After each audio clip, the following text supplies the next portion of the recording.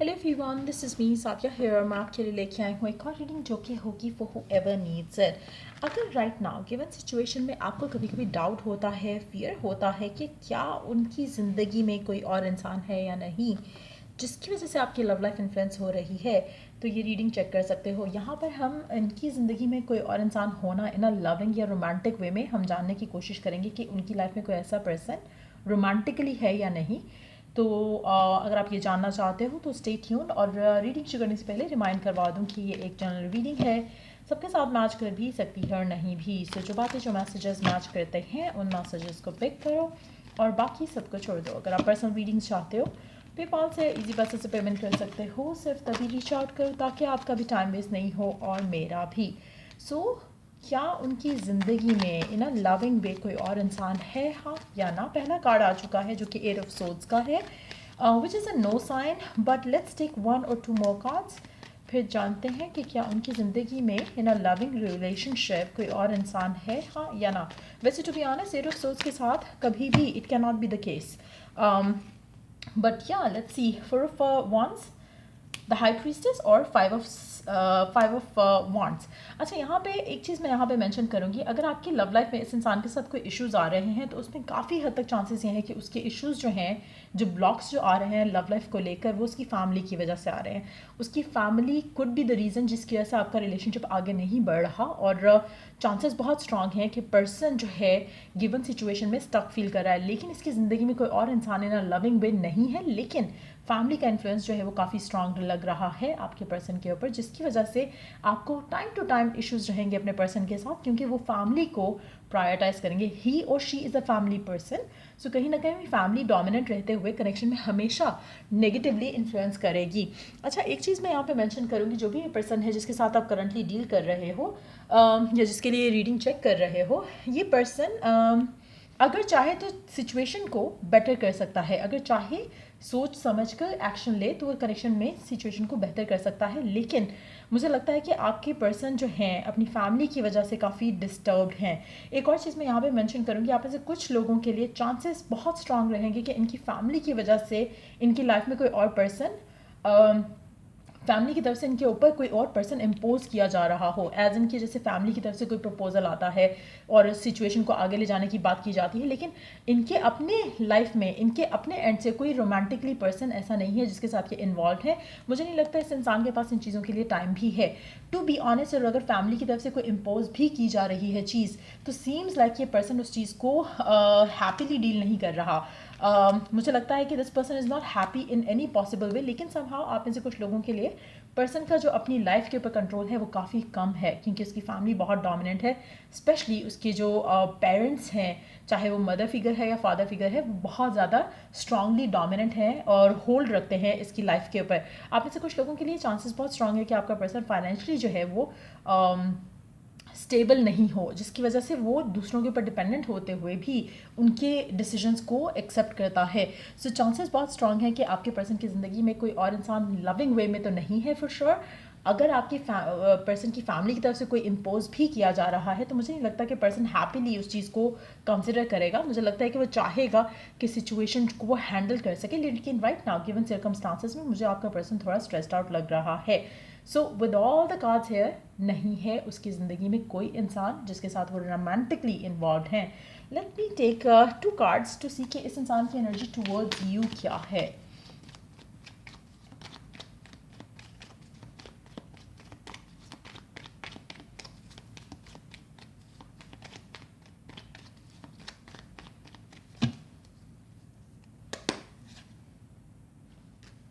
Justice, page of cups. आप में से काफ़ी सारे लोगों के लिए आपका रिलेशनशिप अगर स्टक है ना और पर्सन आगे नहीं लेके जा रहा, तो उसमें रीज़न यही है कि उसको लगता है कि वो शायद आपके साथ जस्टिस नहीं कर पाएगा, इसीलिए कहीं ना कहीं वो रिलेशनशिप में स्टेप आगे नहीं लेना चाह रहा है। इवन तो उसके दिल में फीलिंग्स हैं, इमोशंस हैं उसको, लेकिन पता है कि फैमिली जो है शायद अप्रूव नहीं करेगी कनेक्शन को, जिसकी वजह से शायद वो अपने आप को होल्ड बैक करता है या फिर कनेक्शन से अपने आप को इमोशनली इन्वॉल्व होने से रोकता है। इमोशंस पर्सन के दिल में आपको लेकर बहुत स्ट्रांग है, लेकिन वो कंट्रोल करता है। टू बी ऑनेस्ट, आने वाले टाइम में ये जितना ज़्यादा आपका टाइम इस इंसान के साथ स्पेंड होगा, उतना ज़्यादा आपका कनेक्शन इस इंसान के साथ डीपन होगा, और ये कंट्रोल नहीं कर पाएगा अपने इमोशंस को। उसके बाद आपकी लव लाइफ में चेंजेस आएंगे, जहाँ पर ये पर्सन जो है स्टैंड लेने की सिचुएशन में आ सकेगा।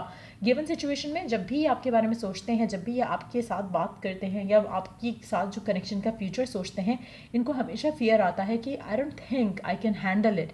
जो प्रेशर है फैमिली का, जो सिचुएशन है फैमिली के साथ, उनको नहीं लगता कि वो आपको जस्टिस दे पाएंगे गिवन सिचुएशन में, इसलिए वो अपने फीलिंग्स का इजहार उस तरह से ओपनली जो है वो प्रेफर नहीं करते करना।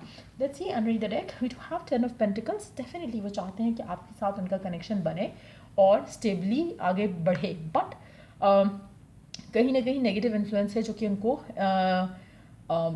रोकता है इस कनेक्शन को पॉजिटिवली देखने में और कंसिडर करने में।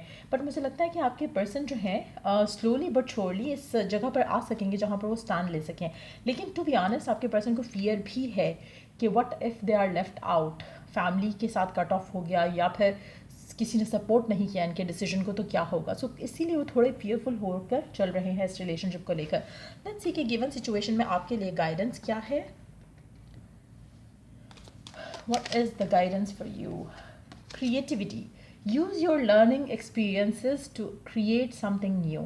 आप अपनी लाइफ में राइट नाउ जो भी आपके एक्सपीरियंसेस रह चुके हैं इस इंसान से के साथ और अदरवाइज भी, उन सारे एक्सपीरियंसेस को कोशिश करो कि आप क्रिएटिवली यूज़ करो to manifest, to create something new. आप में से काफ़ी सारे लोगों को, आप हो सकता है कि काफ़ी टाइम से एक दूसरे के साथ हो, तो कोशिश करो कि जो आपका एक्सपीरियंस रहा है इस इंसान के साथ, उस एक्सपीरियंस में से जो चीज़ें आपसे गलतियाँ हुई हैं उनको सुधारो, और जो इम्प्रूवमेंट आपके एंड पे आप ला सकते हो कनेक्शन के अंदर, उनको लेकर आओ। अपने अंदर कॉन्फिडेंस रखो, सेल्फ लव प्रैक्टिस करो, एफर्मेशंस यूज़ करो, विजुअलाइजेशंस करो, मेडिटेशंस करो, ताकि आप अपनी लाइफ में जो चेंजेस लाना चाहते हो, क्रिएट करना चाहते हो कुछ नया इस इंसान के साथ, एक नया चैप्टर, एक नया साइकिल, वो आप जो है वो कर पाओ इस इंसान के साथ स्टार्ट। और मुझे लगता है कि इसमें आपको स्ट्रेस्ड आउट होने की ज़रूरत नहीं है। पर्सन के एंड पे कोई भी ऐसी सिचुएशन नहीं है, मुझे नहीं लगा कि आपका पर्सन जो है किसी भी तरह से किसी और में इन्वॉल्व है। और अगर उसकी फैमिली की तरफ से भी कुछ इम्पोज किया जाता है, तो मुझे लगता है कि वो स्लोली बट श्योरली अपने आप को इस जगह पर लेकर आएंगे, वो आपके लिए स्टैंड ले सकें, या कनेक्शन के लिए स्टैंड ले सकें, या फिर उस रिलेशनशिप को मना कर सकें जो फैमिली इम्पोज करना चाह रहा है। Divine space, set boundaries, don't let all and everyone and.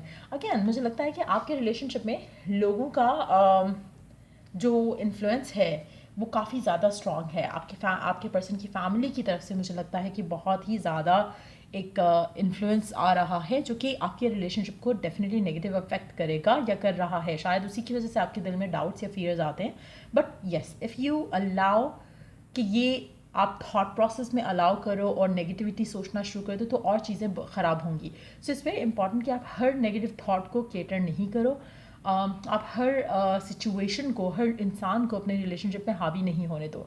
आप में से कुछ लोगों के लिए बहुत इंपॉर्टेंट है, स्पेशली अगर आपका कनेक्शन आपके पर्सन के साथ काफ़ी स्ट्रांग है, फ्रेंडली है, तो मेक श्योर करो कि आप और आपके पर्सन जो है सेम पेज पे रहो, ताकि आप दोनों मिलकर कनेक्शन को स्ट्रांगली हैंडल करो, और आप अपनी बाउंड्री सेट करो कि इस बाउंड्री के अंदर आपने एक दूसरे के अलावा किसी और को आने नहीं देना।